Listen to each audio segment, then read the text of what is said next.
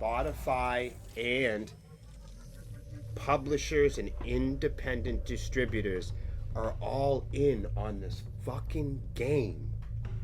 Why is being on Spotify such a cool thing for artists to begin with?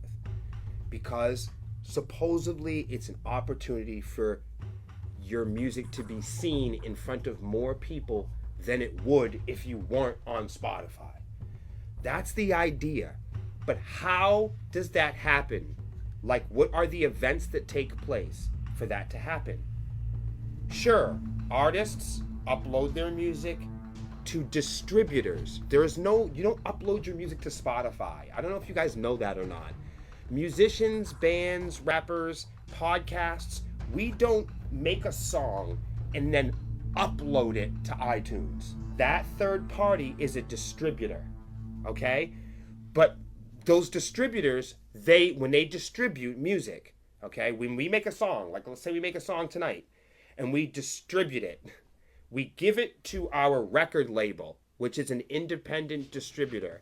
In our case, it's DistroKid. You guys can look it up, okay? So we have an industry record label. Sepsis is tricky. And then we have an independent distributor that acts as a record label also. So I know sometimes that's why I can get tricky talking about the Sepsis stuff. But if you listen to our last single, it was uploaded to the internet by our distributor, not by us.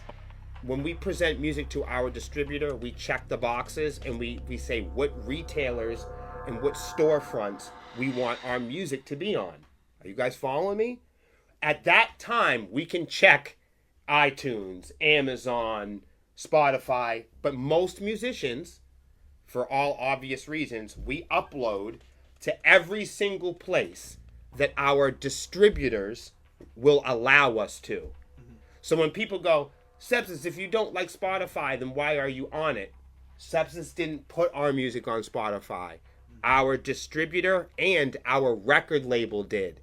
We just told them it doesn't matter if you check the box or not. We just ignored it.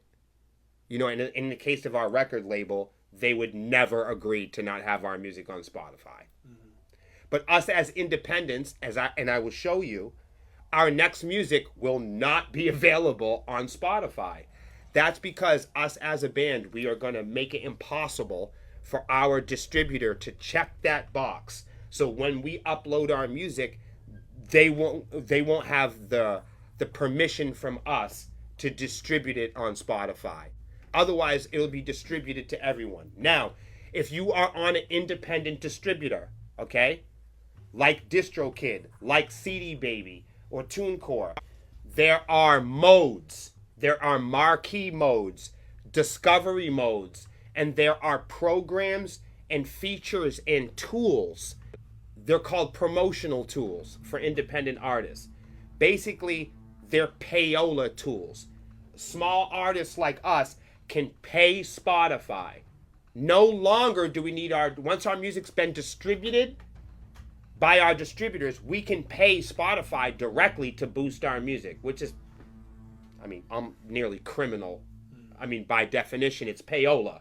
Spotify and other DSPs have a lot of different programs and features that go along with these programs, where artists that don't get a lot of plays can put their music up on a marquee or have their image next to larger celebrities in their genre. Also, there's Spotify Discovery Mode. But for the last 10 years, what is the defining difference between Spotify and all of the other DSPs that makes them famous to independents? What is their one thing that they have always offered that the independent artists claim is the most valuable place to get your music? I'll give you a hint. It is against Spotify's community guidelines to pay money to be a part of one of these. That is the number one feature that defines Spotify and makes their service different from the others, is that their defining feature, what gets you plays, what makes you popular, the thing that everyone's trying to be a part of for the last 10 years, the number one feature on the device, on the app that promotes independent artists is playlists. And the rumor has it, legend has it, as it has been, that being a part of as many playlists as possible is how artists are reaching wider audiences. So when the question comes up, why do people love Spotify? They have access to playlists.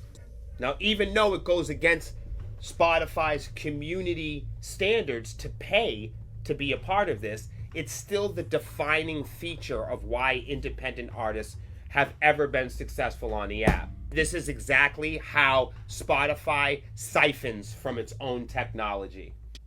Are you ready? When there is streaming fraud, most people that are on Spotify right now don't realize it, but you have been playlisted at one point or another. A promotion company, a playlisting company has taken your song and tried to get your attention for a promo. They'll take a Sepsis song and they'll add it to a playlist. And then all of a sudden, your song will start playing in London. And you'll go, oh my God, holy shit, I'm blowing up in London. And then 2 weeks later, all of a sudden, the songs will stop playing in London. So curious artists get back on the internet and go, hey man, I want to go find that playlist. I'll go London playlist. It's made by Demetrius London 404. There's his email. I'll email Demetrius, hey man, what gives? I love being on the playlist. How can I be a part of that? Hey, $400 and I could get you back on 3 more playlists. And this is how people who are not previously engaging in fraudulent streams are getting called out by being on fraudulent streams. Look, if we had an issue, let's say Sepsis had an issue with a band right now. Let's say you pick a band in your head, and let's say we had an issue with them. You know what I mean? If I had $5,000, there's nothing stopping me from going to my competitors or my enemies. There's nothing from stopping me from taking $5,000 or $10,000 and blowing up another artist's account. There's nothing stopping me that if I wanted to truly get rid of my competitors, anyone can go out and buy $5,000 worth of playlists and get fake streams for Sepsis and have us banned from Spotify. And the thing is when Spotify bans people, there's the kick. Here's the big kick, and all you independent artists out there that this is happening to know about this. When this happens, okay, a lot of times people don't realize the fake playlists that you are being added to, you don't know that you're being added. There's no way for an artist to prevent being added to a fake playlist. There is nothing preventing. There are no security features. This is a feature that Spotify has allowed people to breach in order to boost and growth hack its own services. Inside the technology, if you're a part of DistroKid or TuneCore, they have promotional tools inside the app, inside on the website. So like if you go to DistroKid, you can look up extras, or you can look up add-ons, or different things that you can buy, different services to help you out as an artist. Some of them are really good. I encourage everyone here to check it out on their own. There are other features like the lottery wheels.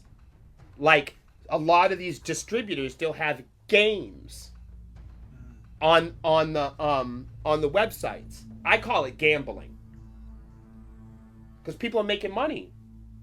We're artists trying to make a living. If I'm spinning a wheel to be added to a playlist to make money, I'm gambling with my career. If they can call me out and say that I'm fraudulent for being added to playlists that I don't know I'm being added to, who's to say I'm not being added by my own distributors?